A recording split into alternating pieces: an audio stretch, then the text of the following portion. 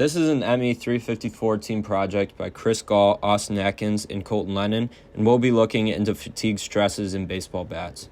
In the major league, hitters are required to use wooden bats that break down over time due to usage and fatigue. Players must know how long their bats will last so they don't break in games. So specifically, we will look into failure limits and how these affect life and performance. Here's a quick look at the general bat dimensions we'll be using in our calculations, as well as some assumptions that we're making when calculating the life and performance. To begin our fatigue analysis of the maple wood bat, we first started with endurance limit calculations, using the ultimate tensile strength of 150 megapascals at the end of the grain.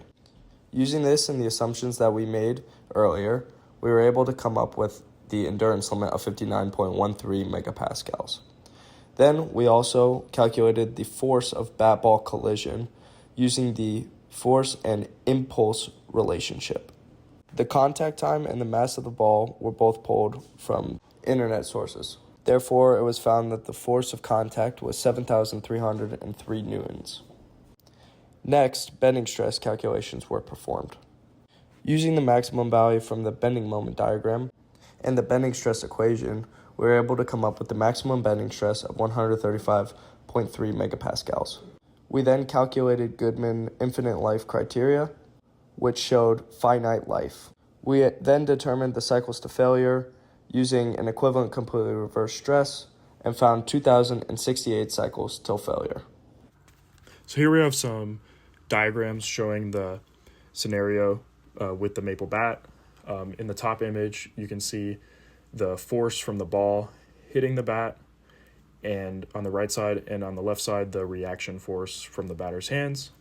Below this is the force diagram, and below that is the moment diagram. Here we have a strength cycle diagram with the expected number of cycles plotted with this X here.